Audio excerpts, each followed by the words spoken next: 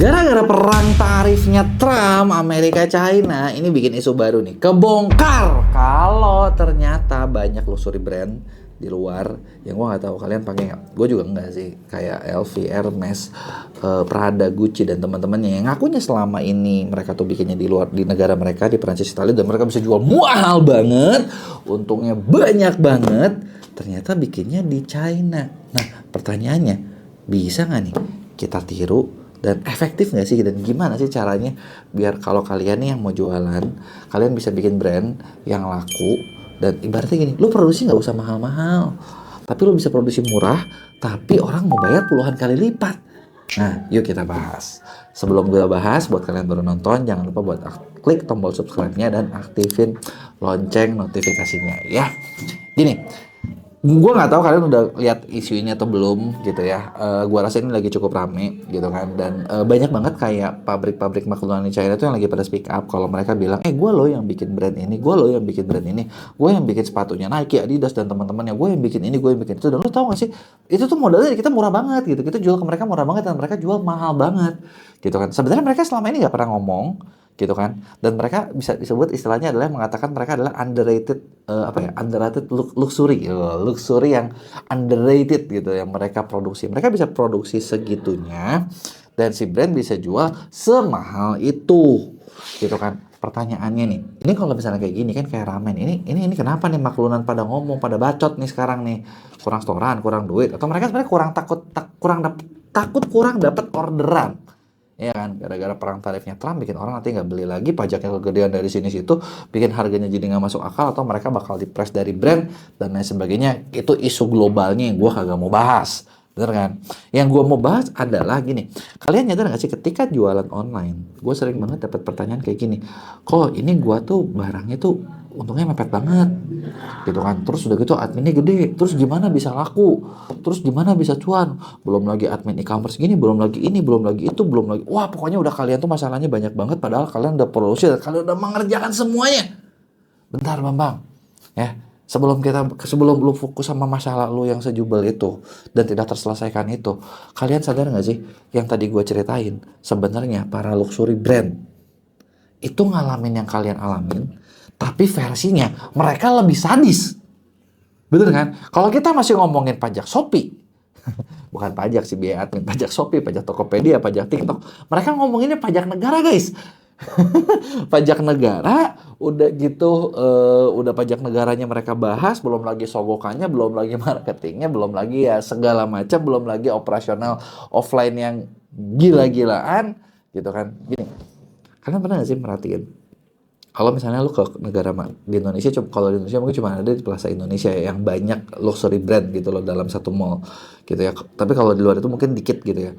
Tapi kalau kalian ke negara-negara lain gitu ya, bahkan atau ke kalian di bandara segala macam, brand-brand mahal itu kalau lu perhatiin terangnya selangit, pegawainya banyak, mereka membatasi orang masuk ke toko, bener ya.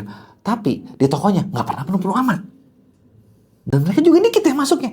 Dan kalau lu hitung apakah tiap hari mereka jualan? Belum tentu. Biaya operasional berapa? Gede. Nah, terus kenapa mereka bisa hidup dan tambah kaya? Gitu ya. Malah salah satu perusahaan yang memiliki yang punya banyak brand, luxury brand. Kalau lu tahu yang kemarin sempat diisuin pacaran sama personal Blackpink, anaknya LVMH gitu kan. Itu malah tambah kaya. Kebayang nggak? Kenapa bisa tambah kaya? Karena sebenarnya prinsipnya gini, mereka ketika jualan, untungnya cukup. Benar kan? Untungnya cukup, marginnya cukup, profitnya cukup. Gitu kan? Mau disuruh bayar pajak ini, bayar. Disuruh, gua kagak di luar negeri nggak ada pungli sih ya. Ya tapi pajak lah ya, pajak ini bayar. Tambah ini itu bayar. Biaya apapun bayar, operasional bayar. Duitnya cukup. Nah ini beda nih sama kita-kita nih yang kalau jualan bentar, untung gue 5% guys, dari cepeceng 100.000 cuma 5.000, begitu ada palak preman sekali, aduh bentar terkapar nih bisnis gue gitu kan. Nah itu bedanya gitu kan. Tapi kan kalau gitu mereka jual mahal banget. Iya loh, itu buktinya si para makedonnya komplit kali 20, bener nggak, kali 30, kali 40 gitu kan, berkali-kali lipat. Mereka gunain bahan premium, iya, dan mereka bisa ngejual lebih mahal. Nanti gue bakal bahas gimana caranya ya. Nah terus pertanyaannya berikutnya gini, Lo sadar nggak sih ketika para makhluk ini komplain gitu ya? Yang gue kepikiran, apakah setelah ini luxury apa ya barang luxury itu bakal berpindah peta gitu ya? Jadi kalau selama ini tuh orang terkenal sama LV, sama Gucci, sama mana dari Europe, pindah nih. Nanti karena yang bisa bikinnya China, bakal ke China. Menurut gue sih belum tentu bakal kejadian. Kenapa? Kayaknya kagak ada gengsinya aja. Lu beli barang apa? Made in China, nggak proud gitu loh. Dan apakah menurut gue ya, apakah pembelinya bakal jadi beli barang-barang China gara-gara misalnya kayak gitu? Enggak juga, gitu. Kenapa enggak juga? Karena ibaratnya yang dibeli itu kan bisa dibilang mereka cuma beli label, iya, beli brand, iya, gitu. Yang dibeli memang brandnya. Tapi kenapa brand tetap dibeli meskipun mahal berpuluh-puluh kali lipat? Gini, lu bayangin. Ya, ini lu bayangin dulu. Misalnya, katakanlah lu jadi bos, ya. Lu lagi mau meeting sama calon klien. Kita ngomongin kita mau dapat tender puluhan miliar. Ya, kita mau ngomongin dapat tender puluhan miliar, lu tentu harus dandan cakep dong. Bener nggak? Udah rapi, wangi. Barang lu pakai barang apa? Begitu dilihat mereknya, Cina. Klien lu langsung, bentar. Bukan masalah lu harus boros sih. Tapi kalau lu aja pakai barang Cina, si klien misalnya gue yang mau ngasih tender, gue mikir, gue mau ngasih lu proyek puluhan miliar, bisa lu modalin kagak? Ntar lu kagak bisa modalin. Ntar proyek gue jadi kayak proyek-proyek, ya lu tau lah, di Konoha kan yang kalau udah dibikin jembatan gak jadi-jadi gitu kan. Bener gak? Iya kan? Ntar jadi kayak gitu nih. Wah, gawat nih. Image perusahaan gue mau dikemanain? Bener gak? Kagak mungkin dong. Bener gak? Itu bisa lu kehilangan order. Gitu. Yang artinya apa? Yang artinya ketika orang yang biasanya pakai seperti itu, ibaratnya kalau gue dari atas sampai bawah gitu ya, itu harus full luxury brand, ya gue tetap harus pakai full luxury brand. Karena kenapa? Kalau misalnya gue nggak gitu, nanti orang ngelihatnya kayak, lu mampu nggak nih? Ntar lu nggak mampu. Padahal gini, emang mereka kagak tahu? Tahu. Semua orang juga tahu. Kalau misalnya bayar luxury brand itu, lu bayar 20-30 kali lipat untuk brandnya doang. Tapi masalahnya tampilannya itu yang beda. Gitu. Sesimpel kayak gini. Ini gue pakai MacBook. Ya, ini jujur nih, ini gue pengalaman pribadi. Ini gue pakai MacBook. Kalau dipikir, apakah ada laptop Windows yang lebih canggih dari ini dengan harga yang sama? Ada, banyak. Tapi kenapa gue pakai MacBook? Karena gini, gue sering meeting sama orang-orang platform dan petinggi-petingginya mereka. Dan mereka semua pakainya MacBook. Kalau gue begitu dibuka Xiaomi gitu ya, itu kan kayak bentar. Ntar ketika mereka mau ngasih project ke kita, ntar mereka nggak berani nih. Wah, udah gitu nanti mereka ngomong, oh kita pakai AirDrop, kita pakai ini, pakai itu, pakai itu, pakai ini. Bentar om, handphone saya, laptop saya nggak support gitu kan. Atau bentar gitu kan. Itu kan sesuatu yang sebenarnya hal kecil ya. Tapi kan bikin orang itu langsung, nanti dulu deh gitu kan. Oh nanti mereka bakal bilang, okay, we have some project for you, but I think your company it's not suitable right now, and then you don't have any knowledge and any skill and any equipment to do that. Maybe we're gonna change our mind and we can talk about it later. Wah, begitu udah dapat kalimat itu udah, whoosh, shit. Bener nggak? Kan udah kayak sial banget gitu, bener nggak? Nah, makanya meskipun ini mahal, ya ini bisa dibilang repot, tapi ya udah, gimana lagi gitu loh kalau orang kayak gitu ngikutin. Nah, itu adalah marketnya. Dan sekarang yang gue mau bahas sama kalian adalah, gue bukan cerita, oh lu harus pakai luxury brand, enggak. Tapi yang gue mau bahas adalah, lu sadar nggak sih mereka itu segitu hebatnya nanamin persepsi di image konsumennya mereka yang sebenarnya dibilangin banyak-banyak banget enggak. Ya kan, banyak-banyak banget enggak. Tapi itu tuh bikin mereka mau keluar duit buat itu. Gitu. Malah bisa dibilang gini, orang paling kaya di dunia itu kan cuma 1%. Top 1%, kebayang nggak? Udah mah top 1% dibagi-bagi lagi dengan berbagai brand, tapi mereka mau pakai, bener ya, mereka mau pakai, mereka butuh ibaratnya kelihatan sama sesama 1% gitu kan. Nah, itulah nih yang kalau misalnya lu mau jualan gitu kan, nah lu bisa nggak kayak gitu. Ketika lu bisa kayak gitu, sebenarnya gini, lu bakal lupain admin, lupain biaya ini, lupain potongan, lupain itu. Oh itu enak, udah enak banget deh jualannya. Kenapa? Karena lu jual harga berapa pun dibeli.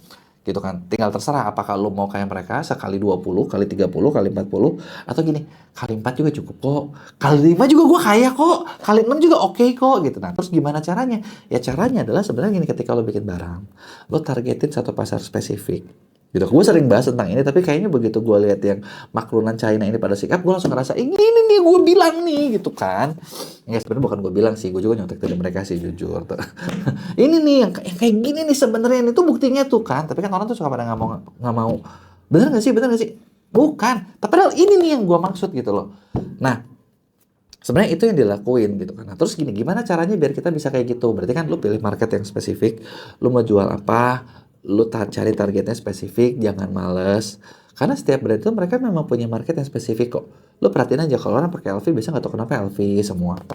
Gitu. Ada satu brand yang gue lihat ya, dan kayaknya gue nggak akan pernah mau pakai seumur hidup. Tapi marketnya ada. Lu tau apa? Versace. Kalau lihat Versace, waduh gila ngebling-bling banget gitu. Kalau gue bukan gue bilang jelek ya, tapi karena gue kayaknya sebling-bling itu gitu.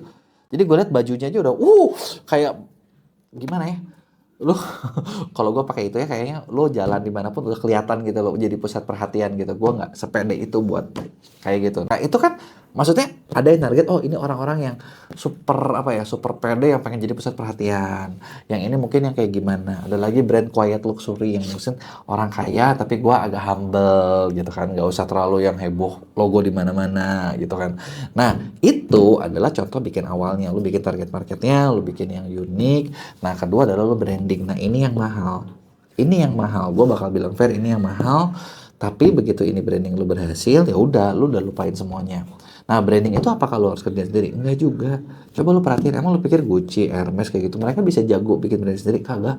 Mereka semua juga di outsource, dilempar ke perusahaan lain, ke agensi-agensi mahal yang mereka mengerjakan ininya dan sudah di planning. Jadi setiap dari materi promosinya itu, gitu kan, tepat menjangkau sasaran, budgetnya juga diatur. Tapi meskipun mereka mahal, itu bakal worth it. Ya sama juga, ibarat gini, lu mau bikin barang nih, mau bikin satu barang UMKM, awalnya kecil nggak masalah gitu kan, lu nggak bisa bayar agensi mahal, tenang, kita dimnya bisa jadi teman UMKM, memang kita sahabat UMKM nih gitu, kita bantu promosiin, kita bakal bantu susunin gimana sih skrip yang sesuai dengan brand lu, ngurusinnya kayak gimana, promosinya seperti apa gitu kan. Dan itu kan semua bisa dari awal, dari kecil diatur dulu bertahap sampai akhirnya jadi besar gitu kan. Nah itulah yang dilakukan para brand, betul nggak? Jadi kalau lo mau branding lo kuat, lo perhatiin deh semua brand-brand yang sekarang di nasional itu kuat gitu ya, mau lokal brand segala macam, itu gua tahu kayak mereka itu bisa kayak gitu karena mereka juga bukan ngerjain semua sendiri kok. Mayoritas mereka internalnya nggak pusingin, internal mereka lebih banyak ngurusin gimana ciptain produk, gimana ciptain sesuatu yang baru. Tapi ketika yang lain-lainnya, nah dikerjain sama pihak ketiga gitu loh, pihak ketiga aja yang oper gitu loh, mereka yang ngerjain gitu. Karena kita sering juga kok kebagian kayak ngerjain brand ini, brand itu gitu, cuman gua nggak mungkin sebutin ya. Nah itulah yang bisa kalian lakuin. Jadi kalau kalian mau laris ya gitu, lu bisa contek caranya brand owner ini, cara para brand besar ini, dan terbukti mereka jadi mendunia kok, bener nggak? Lu contek caranya, udah gitu ya, lu bikin yang unik, udah gitu promosinya lu brandingin, operin ke orang lain, dan setelah itu ya lu bisa mulai jualan gitu kan. Di awal dari dikit, tapi kan lama-lama jadi ramai juga dan bisnis lu bisa jadi besar gitu ya, kurang lebih. Itu dia nih, insight yang gue tangkap. Nah, gue pengen tahu kalau pendapat lu gimana tentang kasus fenomena ini, tulis di komen, jangan lupa like dan share.